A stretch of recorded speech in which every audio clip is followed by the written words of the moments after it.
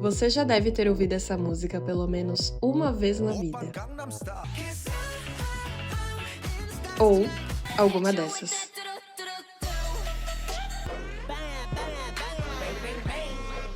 Além do idioma, a sonoridade exótica e os visuais diversos, essas canções têm em comum a fórmula do gênero musical que constantemente fascina dos adolescentes aos adultos, o K-pop.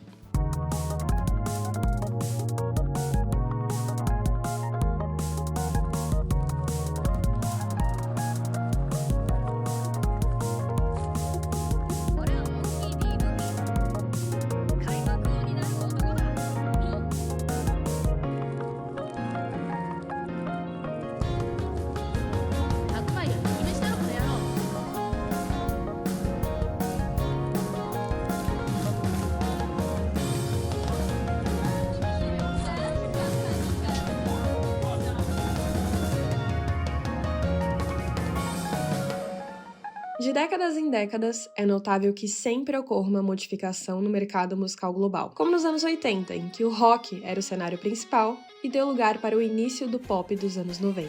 Ou a mudança dos anos 90 para os anos 2000, que trouxe uma ascensão descomunal de gêneros como o pop, o rap, reggaeton e o punk.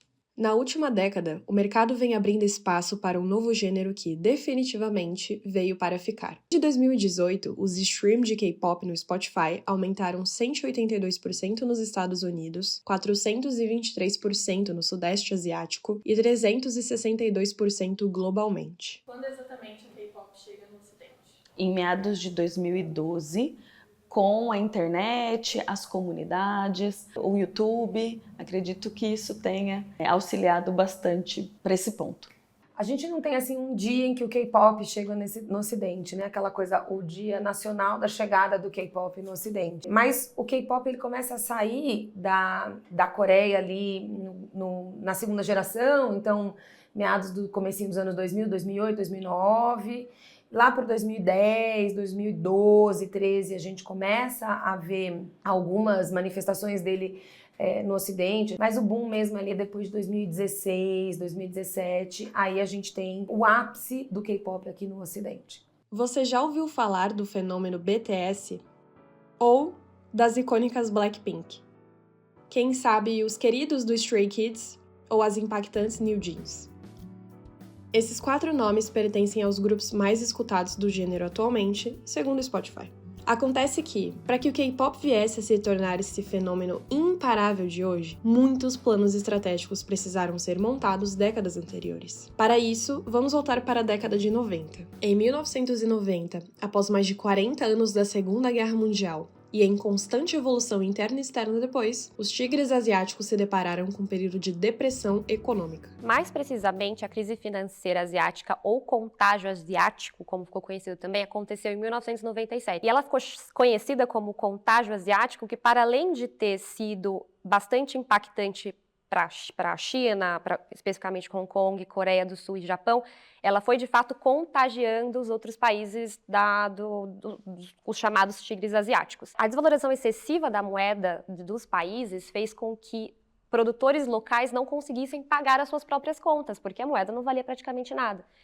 E aí, com isso, a dívida desses países aumentaram, a inflação aumentou, fazendo com que desencadeassem várias consequências econômicas que levou esses países a grandes depressões. A Coreia do Sul, para se reinventar, para se remodelar, ela precisou pegar emprestado com o Fundo Monetário Internacional 57 bilhões de dólares em 1997. E aqui eu estou usando o exemplo da Coreia, mas foi muito o que os outros países também precisaram fazer. É interessante pontuar que se eu olho o modelo estritamente econômico de hoje desses países em relação ao que fizeram eles saírem da crise da pós-Segunda Guerra Mundial, é muito parecido. Então eles continuam incentivando a indústria local, eles continuam incentivando na produção de mão de obra qualificada por meio da educação, eles continuam investindo muito em tecnologia. Esses países hoje, eles investem e são referência no mundo em questão de música, em questão de audiovisual, não sei se eu posso chamar assim, mas com os animes, todo mundo aqui já ouviu falar de K-pop, e esses,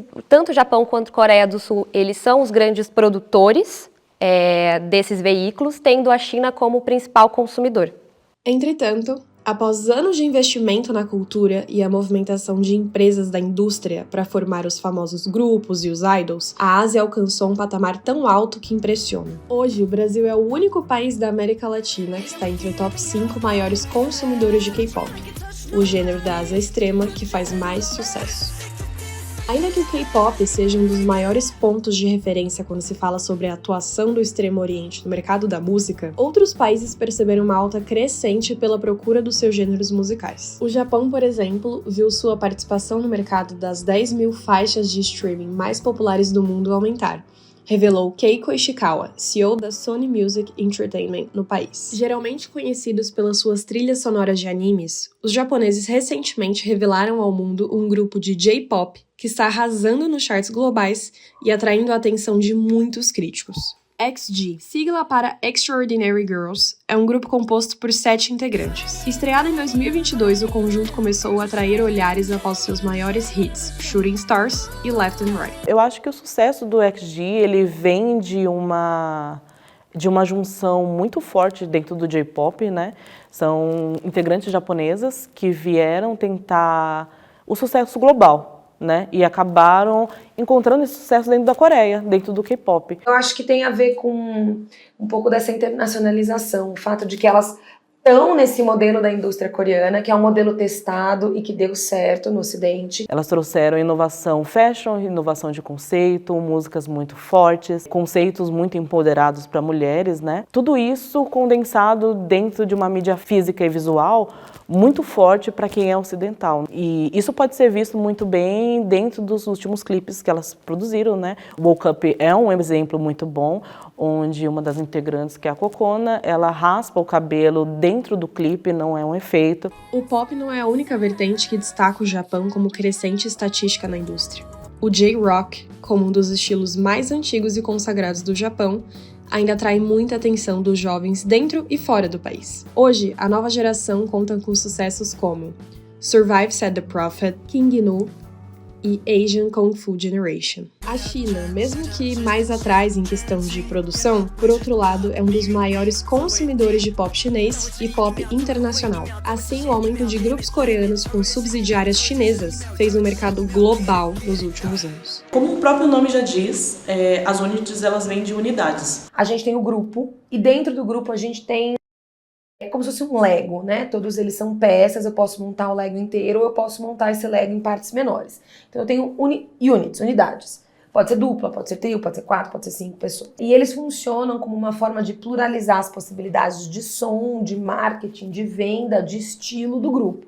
Então você pode não gostar exatamente do Super Junior, mas pode gostar do DNI, né? Porque DIE que eles são uma coisa mais engraçada, mais divertida, mais específica. Você pode não gostar especificamente do NCT, mas você pode gostar de alguma outra, de uma unidade específica ali dentro. E alguns grupos têm units que são voltadas para o mercado chinês. Elas eram maiores antes de 2016, elas eram mais significativas e elas vinham com essa ideia de manter um pé do grupo na China, que era o grande mercado. Assim os fãs eles conseguem se relacionar melhor com os grupos, sabendo que existem pessoas de diferentes nacionalidades e que o grupo em si consiga se envolver também com esses membros que não são coreanos e abraçá-los de alguma forma, né? Para eles é muito interessante que tenha essa troca de culturas no geral. E isso não é só uma questão de grupo, é uma questão de marca e de poder da marca, né? Em constante expansão na música, o país pode ser o primeiro centro musical da Ásia, de acordo com o jornal South China Morning Post. Ainda assim, os chineses possuem vozes locais que exportam muitos sucessos, como Jackson Yang, Jam, Lexi Liu e o clássico J-Cho. O sucesso não é visto apenas em views no YouTube ou plataformas de música como o Spotify. Rolling Stones, o maior jornal estadunidense do ramo musical, nomeou o fenômeno como a ascensão da Ásia, enquanto a Billboard expõe mensalmente seus charts e nos revela que, nos últimos anos, as produções asiáticas vêm ganhando espaço significativo em suas listas. O Ocidente é o lugar que mais procura por essa cultura, e por isso se tornou um dos destinos mais buscados pelas empresas do ramo para eventos. Em 2019, o estádio Wembley contou com a super presença do grupo masculino BTS em sua turnê Love Yourself World Tour. Com capacidade de 90 mil lugares, o local é o maior estádio de Londres. Acontece que, para comportar as fãs devotas dos astros, a produção precisou abrir mais lugares e o show contou com um total de 114.583 ARMYs para assisti-los. O último feito deste tamanho foi realizado por Adele em 2017, que contou com 100 mil pessoas. Em 2022 e 2023, o girl group Blackpink realizou sua maior turnê em 24 países e 34 cidades, com mais de 66 shows. A maior tour feita por artistas femininas, os espetáculos acumularam cerca de 265 milhões de dólares. A Ásia, no geral, começou a se utilizar de conceitos muito marcantes para produzir as suas músicas, para produzir os seus conceitos de MV. Houve um momento de curiosidade inicial ligada à distância mesmo de muitas dessas coisas, distâncias visuais. Então as pessoas começam a querer consumir essa imagem, essa estética, porque é algo novo, algo com que se convivia há pouco. Há um cuidado muito grande da indústria em construir esses produtos de uma maneira que eles são muito palatáveis, né? Não tem defeitos, os defeitos são todos muito superficiais. Coisas muito coloridas começaram a nascer, muito próximas das divas pop que a gente tinha, clipes muito próximos de Lady Gaga, de Beyoncé. Acho que um conjunto disso nos últimos 10 anos fez com que a produção asiática, no geral, se tornasse um marco pop. Então, muitas vezes, o sucesso também tem a ver com a expansão, na minha concepção, né?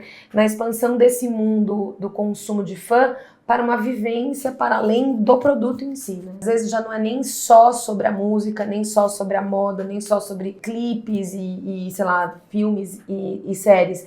É sobre o fato de que as suas amigas também veem isso, é sobre o fato de que você vai aos cafés coreanos no fim de semana em eventos de troca de photocard, é sobre o fato de que você coleciona photocard, você vai em karaokê, então você faz aula de coreano. Meu nome é Mariana, eu tenho 21 anos e eu consumo K-pop desde os 9 anos de idade. Tinha muitas cores no clipe, era sempre muito dinâmico, tinha uma historinha, e aí eu me encantei muito por isso. Um musical muito diferente do pop, porque os videoclipes eram muito dinâmicos, eles contavam as histórias e aí tinham as danças. As grandes empresas por trás desses sucessos têm sempre um time enorme que constrói estratégias de marca e marketing bem pensados para que os grupos e suas músicas se tornem viciantes. Por exemplo, os nomes dos grupos são estrategicamente pensados para serem globalizados sem que haja dificuldade na pronúncia.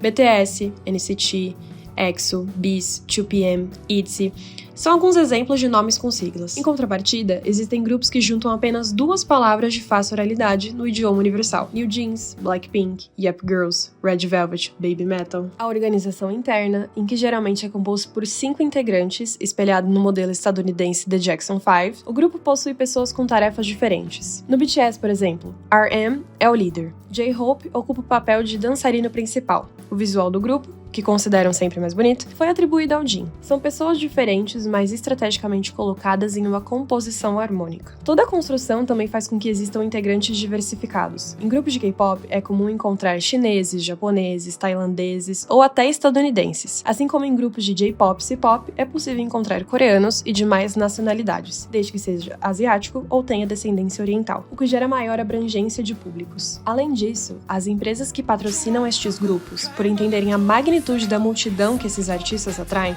lançam várias versões de uma mesma música. Overdose, do EXO, foi produzida no coreano e mandarim. Regular, do NCT, tem a versão em coreano e inglês. Às vezes, até vários clipes de uma mesma música são lançados, como no caso de What Is Love, do grupo feminino Twice. O uso constante de palavras em inglês, francês ou espanhol em suas músicas também é extremamente comum, como na música Specials, da banda japonesa King Gnu.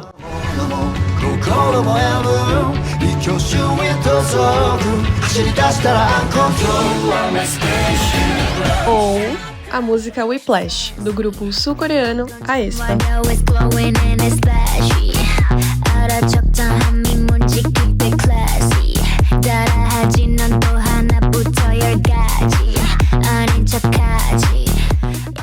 videoclipes extremamente bem produzidos também são um dos fatores principais do porquê esses artistas chamam tanta atenção. Cenários trabalhados, coreografias impecáveis, explosão de cores, figurinos bizarros, clipes com um conceito super aprimorado e que causam entretenimento misterioso. Diferente do que os fãs estavam acostumados a acompanhar artistas ocidentais que sempre pareciam extremamente intocáveis, estes astros asiáticos acharam formas extremamente interessantes de se conectarem com sua audiência. Uma das mais famosas é o denominado Fan Meeting, em que o público compra um ingresso para um evento em que pode conversar, tocar, tirar foto e pedir autógrafo para o seu grupo ou cada integrante separadamente pelo tempo total de evento. Além disso, são grupos que têm seus próprios canais de comunicação, como o Weverse ou Fan Café, apenas para se interligarem com seus admiradores. Por entenderem que o consumidor molda o mercado e os produtos, as empresas estão sempre bem antenadas nas tendências, trazendo conceitos ou grupos para surfarem na onda dos jovens. Em 2023, a tendência do momento, segundo o WGSN, era o Y2K. Como um estilo dos anos 2000 reformulado, o grupo New Jeans lançou hits como Super Shy e New Jeans,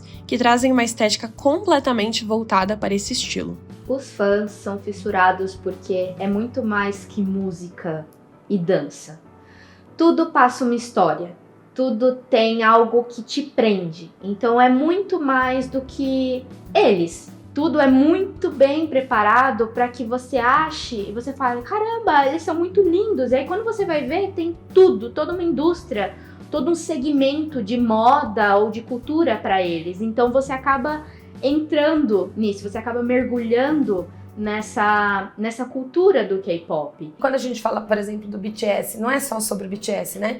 Porque é sobre você ver uma pessoa que tá carregando o BT21 na malinha pendurada e você fala, é alguém que nem eu. Aí você vai lá, você conversa com a pessoa, você cria, né, uma relação. Se você percebe que tem alguém na sua sala que tem um photocard no celular, já é alguém que você vai sentar do lado, porque aquela pessoa não vai tirar sarro de você, muito pelo contrário. Ela vai compartilhar com você da empolgação de achar um card. Esta coisa da comunidade é muito importante, né? Ela se torna parte muito grande. E fora da Coreia, a gente tem as fanbases que fazem um pouco desse papel, né? Às vezes com mais ou menos sucesso, mas você tem, por exemplo, eventos para comemorar o aniversário deles em cafés na Liberdade ou no Bom Retiro. Você tem eventos de levantamento de fundos para fazer doações na época do aniversário.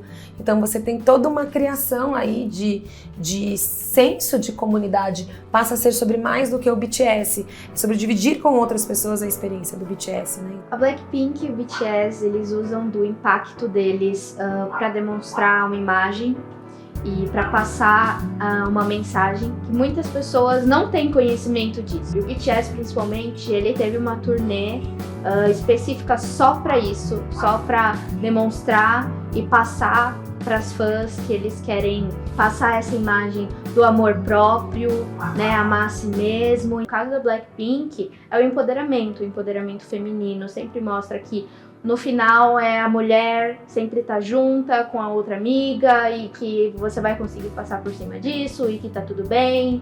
É muito bem transmitido e passado pelas fãs, sabe? As fãs entendem isso, então tem um grande impacto. Os números são astronômicos, os grupos não param de estrear e os fãs continuam sedentos. Qual a explicação para esse sucesso todo? Como exatamente passamos de um monopólio americano-europeu para um povo que abrange tanto as demais culturas do mundo?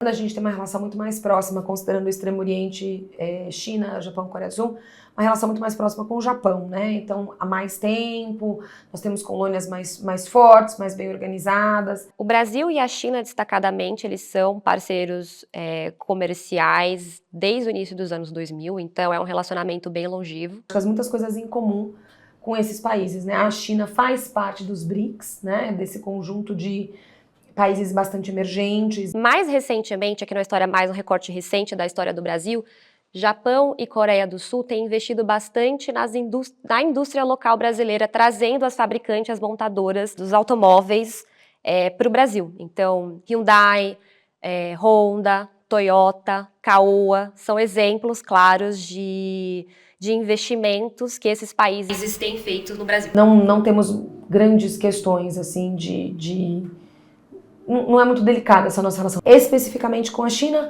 acho que tem mais potencialidades, até porque a China é um país com mais potencialidades. Eu passei, né, uma maior parte do meu tempo encontrando pessoas que gostassem das mesmas coisas, e aí a internet possibilitou muito isso. Eu fiz parte de uma rádio, acredito que esteja extinta, que foi a Animix. e nós traduzíamos notícias sobre cultura asiática. Então, a partir daí, o meu trabalho em disseminar a cultura asiática e toda essa riqueza eu passei a fazer por aí. Então, por volta de 2016, eu passei a fazer eventos voltados para disseminar a cultura asiática. Então, eram eventos sobre anime, sobre mangá, sobre os grupos de K-pop.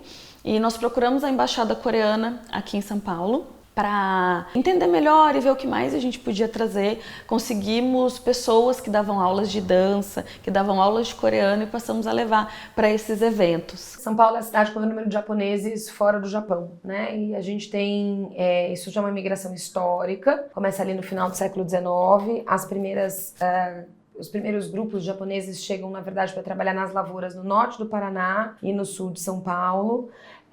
Depois eles vêm para a cidade de São Paulo, a gente tem ali uma presença bastante considerável. E isso foi criando uma comunidade muito sólida. 1908 é o grande ano do aumento das imigrações japonesas para cá. Então já estou há mais de 100 anos nesse processo, o que significa a criação de uma cultura nipo-brasileira. Já tenho japoneses brasileiros, é uma coisa muito específica dessa cultura. Mas já há algum tempo a gente viu, a partir da década de 90, o crescimento da imigração chinesa.